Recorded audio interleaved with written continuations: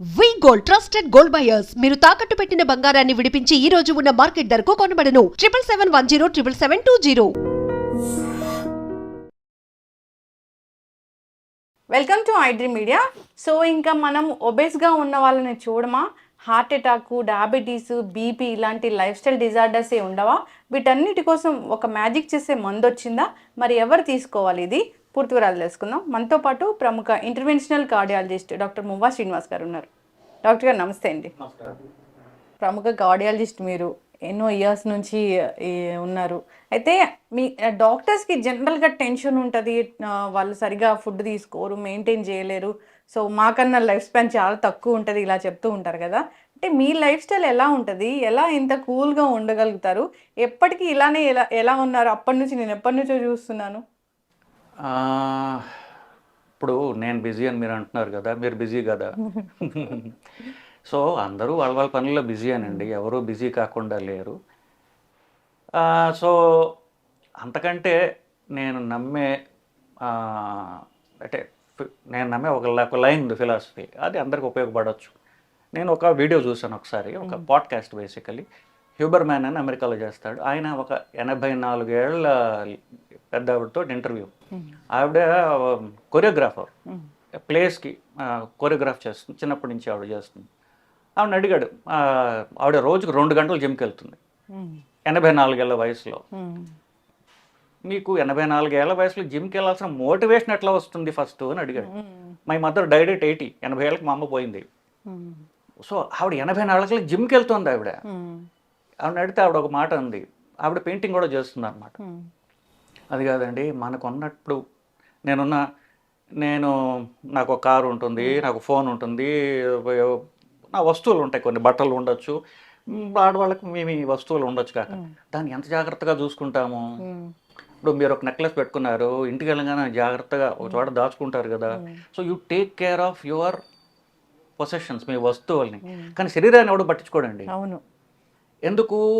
అది ఒక వింత, అంటే it is so close to you, మీరు దాన్ని మెయింటైన్ చెయ్యరు.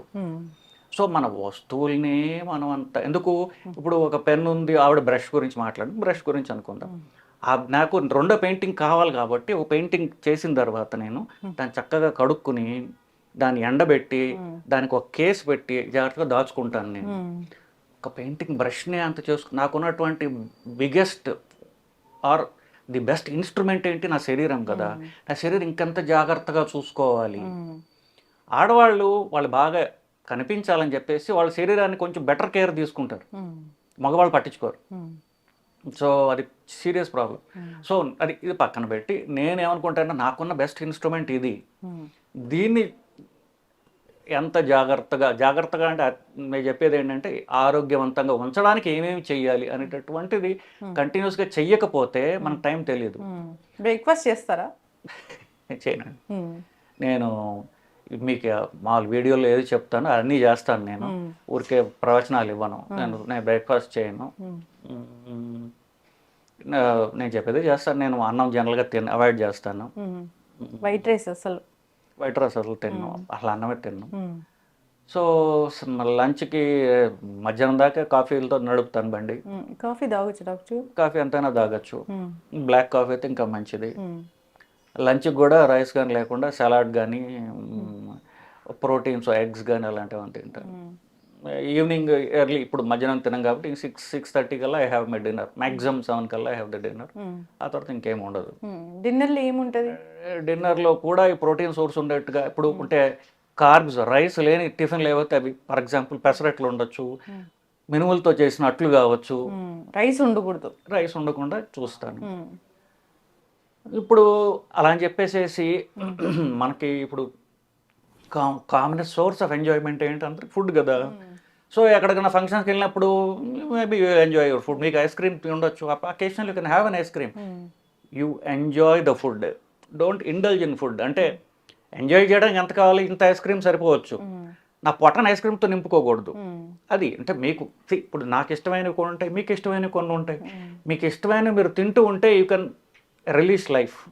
మనకి డైట్ అనేది, మన లైఫ్ స్టైల్ అనేది మనకు శిక్ష కాకూడదు. అది finally you have to enjoy your life. అంటే పొట్ట నిండా తినరు. ఆ పొట్ట నిండా తిన్ననుకోండి. బట్ ఆకలి వేసినప్పుడు ఆకలి చంపుకోవటం ఫిలాసఫీ కాదు. ఆకలి ఆకలి లేకుండా ఉండడానికి ఫుడ్ ఎంజాయ్ చేస్తూ మనకి హానికరం కాంతి తినాలి. అంటే రైస్ లేకుండా మీరు ఏం తింటారు అనేది థింగ్. రైస్ అంత డేంజరా డాక్టర్ గారు? అంటే ఇప్పుడు ఒక వయసుకు ఒకలాగండి. ఇప్పుడు అంత అరిగించుకునే వాళ్ళు ఉంటారు. కొంతమంది ఎంత తిన్నా సన్నగానే ఉంటారు. ఇప్పుడు నాకు ఏం మంచిది అన్నటువంటి దాని గురించి మాట్లాడుతున్నాను. నా సిస్టమ్కి ఏంటంటే నేను తింటే నేను ఈజీగా లావెక్కుతాను. Easy pickup. నా మెటబాలిజం అలాంటిది. మీ మెటబాలిజం డిఫరెంట్గా ఉండొచ్చు. మీరు ఏం తింటే లావెక్కపోవచ్చు. నా మెటబాలిజం ప్రకారం నేను తింటే వెంటనే లావెక్కుతాను. కాబట్టి నేను అవాయిడ్ చేస్తాను. ఎవరెవరైతే వాళ్ళ మెటబాలిజం బట్టి వాళ్ళ డైట్ డిజైన్ చేసుకోవాలి. అడుగుతారా డాక్టర్ పేషెంట్స్ మీలాగా మేము హెల్తీగా ఉండాలనుకుంటున్నాం, ఎప్పటికీ బరువు పెరగకుండా ఉండాలనుకుంటున్నామని? అంటే జనరల్ వాళ్ళ గురించి అడుగుతారు. ఇప్పుడు నాకేం బెటర్ డైట్ అని అడుగుతారు. ఇప్పుడు ఒకటండి, ఇప్పుడు నేను కెమెరా ముఖంగా చెప్పదలుచుకున్నాను. నేను చెప్పాల్సింది అంతా యూట్యూబ్లో ఉంది. సో మీరు చూసినట్లయితే నేను చెప్పేది అంతా కూడా ఇట్ ఇస్ ఆల్రెడీ టోల్డ్. దాన్ని ఆచరించడమే. చాలా మంది చెప్తారు, సార్ మీ వీడియోలు మేము చాలా చూస్తాం సార్ అని చెప్తారు, కానీ ఏమీ ఆచరించట్లేదని చెప్పరు. సో కష్టంగా ఉంటాయి కదా. కష్టంగా ఉంటుంది. అప్పుడు కష్టంగా ఉందనుకోండి, అప్పుడు నా దగ్గరికి రండి. సార్ మీరు ఇది చెప్పారు, ఈ చేయడం నాకు కష్టంగా ఉంది, ఇప్పుడు మనం ఎలాగ దీన్ని అలా చేయాలి తప్ప ఒట్టిగా మనం ప్రవచనాలు విన్నట్టుగా లేకపోతే కామెడీ వీడియోలు విన్నట్టుగా ఈ వీడియో విన్నట్లయితే it's entertainment for you. Doctor video comedy video అసలు ఎప్పటికీ కాదు. ఎందుకంటే అది మనకు ఏదో ఒక విధంగా ఏదో ఒక టైంలో మాకు యూజ్ అవుతూనే ఉంటుంది. అంటే చాలా మంది చెప్తారు, సార్ పడుకునే ముందు రోజు మీ వీడియోలు చూస్తాం సార్ అని. చూస్తే లాభం ఏంటి? కోర్స్ ఇది మిమ్మల్ని ఇంటలెక్చువల్గా మీకు కొంచెం ఎడ్యుకేట్ చేయవచ్చు. ఆచరణలో పెట్టకపోతే ఉపయోగం లేదు కదా. జిమ్కి ఎంత టైం జిమ్లో పెడతారు? అంటే నాకు పెద్ద టైం ఉండదు కాబట్టి నేను ఎక్కువ టైం స్పెండ్ చేయలేకపోతున్నా. నేను 40-45 మినిట్స్ వెళ్ళగలుగుతున్నా. 3 to 4 days a week వెళ్తాను. ఎందుకంటే నాకు డిఫరెంట్ ఫేజెస్ ఆఫ్ మై లైఫ్లో డిఫరెంట్ ఫిజికల్ ప్రాబ్లమ్స్, కొన్ని కాళ్ళ నొప్పులు కావచ్చు, నడు నొప్పి కావచ్చు, షోల్డర్ పెయిన్స్ కావచ్చు, ప్రతిసారి మారుతూ వస్తుంది. అంటే ఆ పర్టికులర్ దానికి నేను జిమ్తో ఎలా కరెక్ట్ చేసుకోవాలి, మజిల్ ఇంబ్యాలెన్స్ అన్న దాంట్లో వెళ్తుంటుంది. అది చాలా అందరికీ అలా చేయొచ్చు కాక అంటే but it has to continuous me needs బట్టి యూ కెన్. బట్ అన్నిటికీ సర్వరోగ నివారిణి, సర్వ వ్యాధి హరిణి ఏముందంటే జిమ్ మాత్రమే. Exercise is the solution for 98% of mental and physical problems. అది కంటిన్యూస్గా మనం అలవాటు చేసుకుంటూ పోవాలి. యోగా కూడా చేస్తారంట? యోగా అనేది నేను ఒక 2-3 నెలలు బ్యాక్ పెయిన్ కోసం వచ్చినప్పుడు యోగా వాడుకున్నాను. అంటే స్ట్రెచింగ్ దాని వరకు. ఎందుకంటే ఇప్పుడు మీకు పెయిన్ వచ్చి నడు నొప్పో, కాళ్ళ నొప్పో, మెడ నొప్పో ఏదో వచ్చింది అనుకోండి, కంటిన్యూస్గా మీరు డైరెక్ట్ ఎక్సర్సైజ్ చేయలేరు కదా. ఫస్ట్ మీరు నొప్పి తగ్గడానికి లైట్ ఎక్సర్సైజెస్, లైట్ స్ట్రెచెస్ దాకా చేయాలి. దానికి యోగా అనేది చేసుకోవచ్చు. యోగా అనేది మీకు స్ట్రెంగ్తనింగ్ కాదు, it will is the pain. మన ప్రాబ్లం కొంచెం సొల్యూషన్స్ చూపిస్తుంది. సొల్యూషన్స్ అంటే నొప్పి తగ్గిన తర్వాత you have to strengthen that. Strengthening yoga వల్ల రాదు, దట్ వెయిట్స్ వల్ల వస్తుంది, లిఫ్టింగ్ వెయిట్స్ వల్ల. So then you have to go to lifting weights. Doctor గారు మీరు కూడా మాలాగే ఇయర్లీ చెకప్ చేయించుకుంటారా? నేను అంటే ఇంకా 6 monthsకి ఒకసారి కొలెస్ట్రాల్ అందరూ చూడాలండి. సో ప్రతి ఒక్కళ్ళు 6 monthsకి ఒకసారి బ్లడ్ టెస్ట్ చేసుకోవడం అనేది అవసరం. 6 monthsకి ఒకసారి? 6 monthsకి ఒకసారి. Yearly once full body checkup? Yearly once ఎక్కువ టైం మిగతా చేసుకోవచ్చు. బట్ బ్లడ్ టెస్ట్లు మాత్రం ఎస్పెషల్లీ కొలెస్ట్రాల్ మాత్రం 6 monthsకి ఒకసారి చేసుకోవాలి. కొలెస్ట్రాల్ ఎక్కువ ఉంటే చాలా డేంజరా? అంటే మెయిన్గా బ్యాడ్ కొలెస్ట్రాల్ ఎక్కువ ఉంటే అది గుండె మీద ప్రభావమే చూపిస్తుంది ఎక్కువగా. బ్యాడ్ కొలెస్ట్రాల్ అనేది రక్తనాళాన్ని బ్లాక్ చేస్తుందండి. అది గుండె, మెదడు, పక్షవాతం కూడా అందే కారణం. అంతేకాకుండా కాళ్ళు, పొట్ట అన్ని రక్తం అన్నిటికీ కూడా బ్లాక్ అవ్వడానికి కారణం బ్యాడ్ కొలెస్ట్రాల్. సో అది పరీక్ష చేసుకుని కంట్రోల్లో పెట్టుకోవాలి. ఓకే, ఫైనల్గా ఈ వీడియో చూస్తుంటారు, మీ హెల్త్ సీక్రెట్ వాళ్ళు కూడా తెలుసుకోవాలనుకుంటారు అంటే ఏం చెప్తారు doctor? Love yourself, love the body.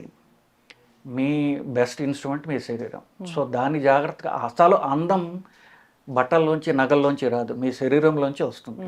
So మీరు మీ శరీరాన్ని మీరు హెల్తీగా ఉంచుకుంటే మీరు ఏ బట్టలు వేసుకున్నా మీరు బాగా కనిపిస్తారు.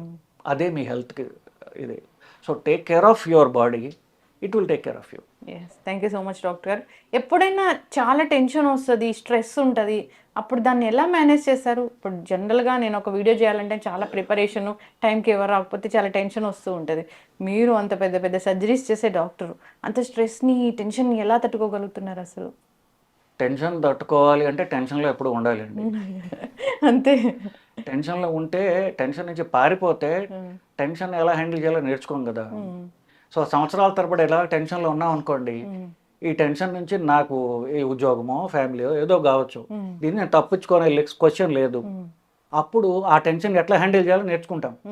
సో ఆ టెన్షన్ రావడానికి కారణం ఏంటి అది ఆలోచిస్తాం. అది పెద్ద కష్టం ఉండదు, చాలా సింపుల్గా ఉంటాయి. అది ఎందుకు ఆలోచించామంటే ఫస్ట్ మనం రెసిస్టెన్స్ అంటే ఈ మనిషి నాకు వద్దు అంటారు. ఆ మనిషి బాస్ కావచ్చు, స్పౌస్ కావచ్చు, ఎవరెవరు కావచ్చు, వాళ్ళు షట్ ఆఫ్ చేసాం అనుకోండి, మనం మనం మనం ఇంప్రూవ్ కాదు. బేసికలీ మనుషులు మారరు కదా. బాస్ మారచ్చు, భార్యాభర్తలు మారచ్చు, సిచ్యువేషన్స్ మారవు కదా, అందరు మనుషులే కాబట్టి. సో మనం ఇంప్రూవ్ కావాలి అంటే స్ట్రెస్లో ఉంటేనే నేర్చుకుంటాం. స్ట్రెస్ వదిలే చోట పారిపోయాం అనుకోండి, కొత్త స్ట్రెస్ వస్తుంది. అవును. సో ఉండి ఎలాగ నేర్చుకోవాలని కొంచెం దాని మీద దృష్టి పెట్టాం అనుకోండి, ఈజీ. ఎస్, చక్కటి ఇన్ఫర్మేషన్ డాక్టర్ గారు. ఎందుకో ఇంకా నాకు ఈ వీడియోని చాలా పెద్ద వీడియో చేయాలనిపించింది, అనిపిస్తుంది. ఒక పాడ్కాస్ట్ ఇవ్వాలి మీరు నాకు. సో సిరీస్ కంటిన్యూ చేద్దాం డాక్టర్ గారు, మీరు మాకు కూడా టైం ఇవ్వాలి. చాలా చక్కటి ఇన్ఫర్మేషన్ అండి, ఫాలో అవ్వాలని కోరుకుందాం. ధన్యవాదాలు. నమస్తే అండి.